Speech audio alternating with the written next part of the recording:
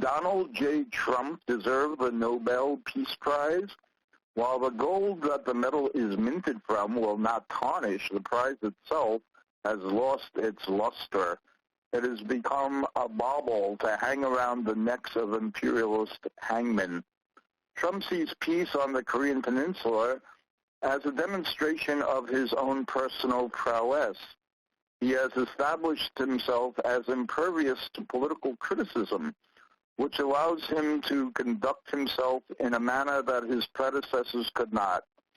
Thus, he can push forward the peace process with North Korea in a fashion that would have been impossible for previous U.S. presidents, who would have been stymied by political foes who would have lambasted him for making the concession that no other U.S.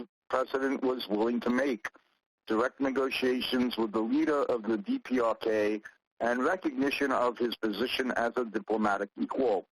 If any other U.S. president had attempted to do that, Trump would have been the first to rake him over the coals for betraying American values and caving into a two-bit despot. But Trump seized the opportunity to meet with Kim Jong-un as a vindication of his warmongering rhetoric and saber-rattling against Kim and the North. In fact, if anyone deserves the Nobel Peace Prize, it is Kim Jong-un, not Donald J. Trump. The U.S. has never allowed the Korean War to end with a peace treaty that recognized the DPRK as a legitimate government and guaranteed its sovereignty. Previous U.S. administrations have viewed North Korea as a pariah state that had to be quarantined from the community of nations. The fulsome praise that Trump has recently lavished on Kim Jong-un would have been considered anathema by any previous U.S. politician. Kim, however, was able to parlay his nuclear and missile programs into a calling card that opened the door to the initiation of the peace process that his forebears were not able to accomplish. By developing a credible nuclear deterrent, Kim forced Trump's hand. The U.S. president was hard-pressed not to accept Kim's peace overtures and promised to denuclearize once the DPRK's long-standing demand for recognition and a peace treaty are met. Trump, being the opportunist that he is, accepted Kim's advances without hesitation, as he saw it as a means to buttress his presidency and portray himself as a peacemaker.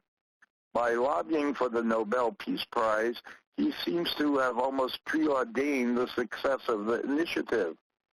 Whether or not he receives the award, Trump will use the possibility as a cover for his aggressive actions elsewhere in the world. For instance, there is no rational reason for Trump to scuttle the nuclear deal with Iran other than it was negotiated by his arch-rival Obama. Trump is so vainglorious that whatever Obama accomplished during his presidency has to be reversed in order to prove Trump's own self-worth. Trump never forgave Obama for the embarrassing ridicule he received during the 2011 White House Correspondents' Dinner. Thus, the JCPOA, negotiated during the Obama administration, is characterized by Trump as the worst deal ever. In reality, the primary reason Trump is willing to seek peace in Korea but scuttle it with Iran is because he is in bed with both the Israelis and Saudis. This adulterous menage a trois is the prime source of instability in the Middle East and the source of conflict throughout the region.